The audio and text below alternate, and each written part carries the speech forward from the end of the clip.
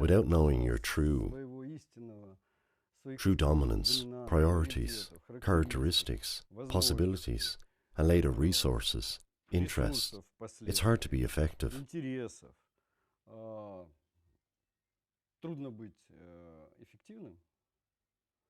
Determined, purposeful, and most importantly to all, happy.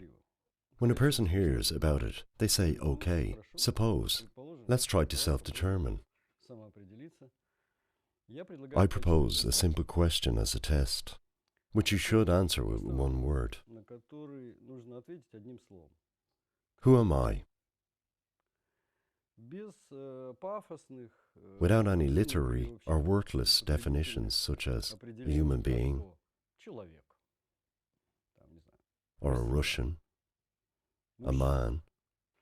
There is tactical, technical data like height, weight, place of birth, marital status, professional skills and knowledge. But then the most interesting starts. Because, imagine this, you meet a tribe and they ask you, who are you? And this is asked by people who didn't know there was anyone else living on planet Earth besides them. People who walk around naked and only own 5 things. And they ask you, who are you?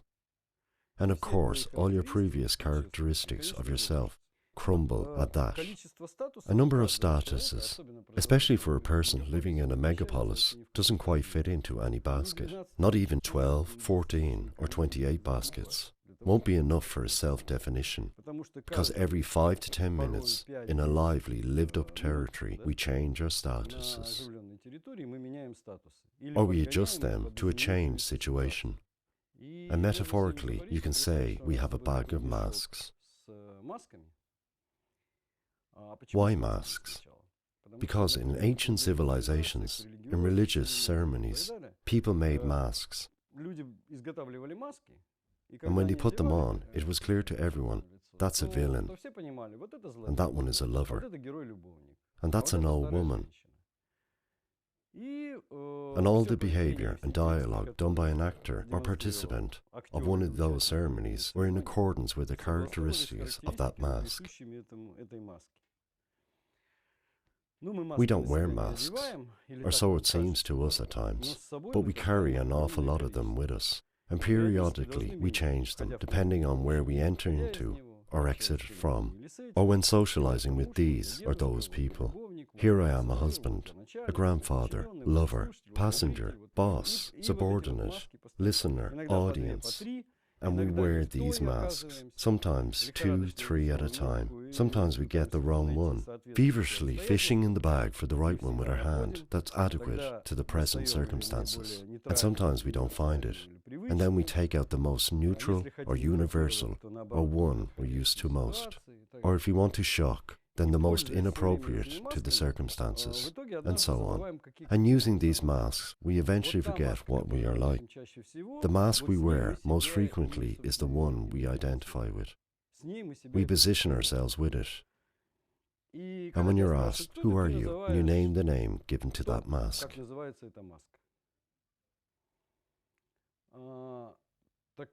What I propose for you to do is to make a list of masks you have. Choose favorite ones,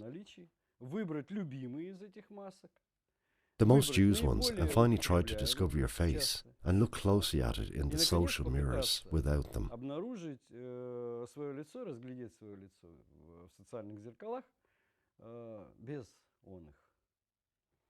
That's the most difficult thing. It takes study and work.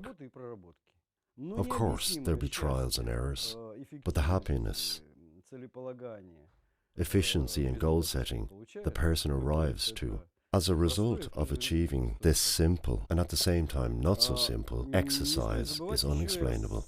One shouldn't forget about imposed masks. You're good, or you're smart, or you're stupid, or you're lazy, or you're handsome, or you're ugly. And if that's what's said by people we trust and love, or who are the leaders or public opinion to us, we trust them and we start deeming ourselves that way. But that relates only to the subject who said that to us. He put yet another mask into our bag. that can possibly become the main one in our life. And that is real trouble. And the person then. Slavs had this ritual, Babia Abalon, when it was performed by priests on a boy, teen at the age of 12 and 14, to remove this abalon, when women, mothers, grandmothers, aunts, told him what he is like, or what he should be like, or what he looks like in the eyes of others, and he perceived all these valuations and characteristics as his self. As a result, when he was asked, "What are you like, kind or greedy, brave or cowardly?" he would name the definition he was given or imposed on, to himself or others. In the same way, we think we know personal characteristics, but in reality, we don't. We're told, this is where you should apply to study. This is the education you should have. This is what you should be working as. And that is how faith sometimes develops, or its page. And this is also discreet towards our transcendent destiny, the one we chose, the one that brings main meaning to our life. I use the word choose transcendently, or parents chose, bearing in mind the period before birth. Because when people are born, they are all born differently, with their own character. And characters are either grinded, or sharpened, or misused. Imagine you're the 10th generation of a Kshatriya warrior, but you're born in a completely peaceful territory and are not needed as a warrior for various reasons. And you cannot find any application for your strengths, your sharpened characteristics. Or you're a creator, yeah? But the environment you're in is not conducive to creativity. And never having touched it, you bury just this or that persona in yourself. But often people carry a whole cemetery in themselves.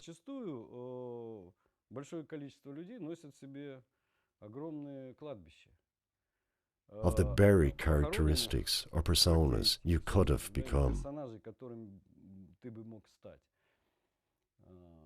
Actually, if you became yourself one day, then eventually you can become anyone.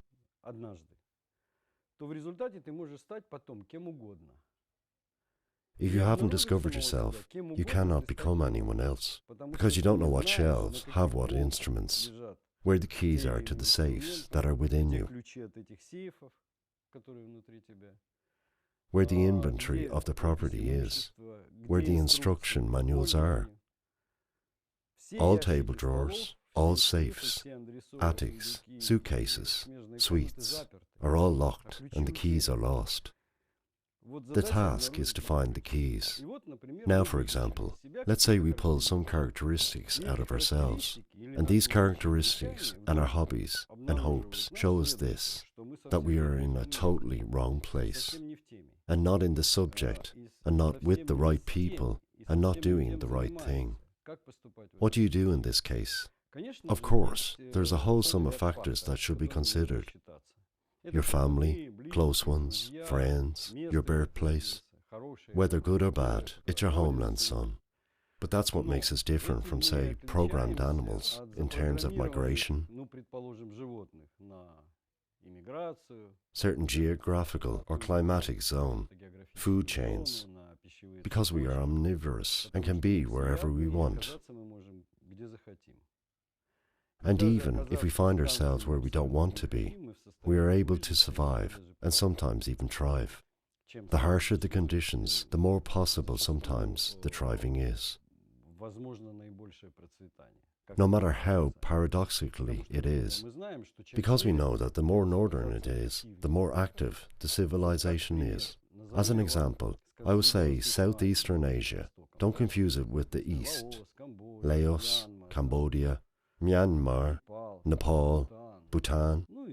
I list the whole region to save time.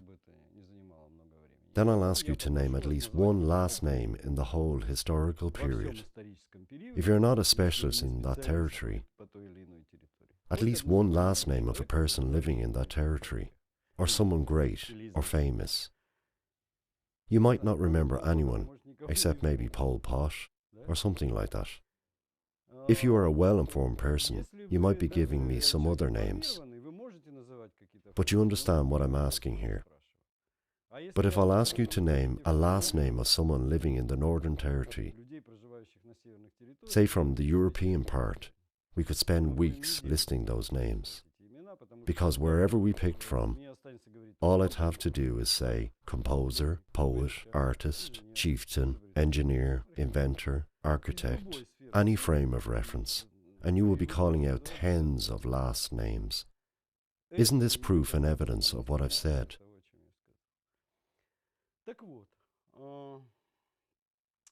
Therefore, a task faces us. Change what? Change environment, change surroundings, change occupation. And here we must act either sincerely, understanding what honest is towards ourselves. Because when we say now, I love, I like, that's not really honest to me. Because there is no essential dissection that took place to determine that for yourself. Which is why now you're moved by readership, the camera pointing at you, the social status, professional obligations, family status, and so on. And all the time taking this into account, you name this or that status and act in this or that manner. The sooner a young man or woman would understand this, the easier it would be for them to get to a place that is favourable, effective and prospective. It depends on what the person will choose. A place for what? We understand that we have kitchen, bedroom, diner, living room, bathroom, closet, gym, workroom. So where do we spend most of the time? In a room that's most suited to our interest. Our need for that period, where we realize ourselves, or we in our status should spend more time in. Our world, the planet, is not just multipolar.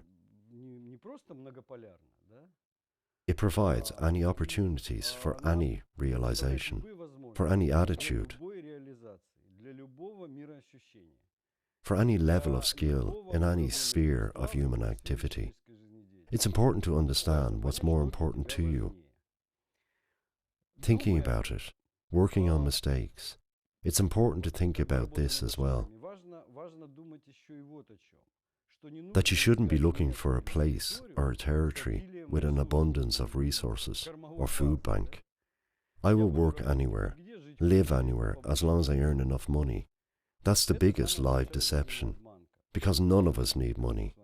We need things we get with that money in order to, and here starts the most difficult part.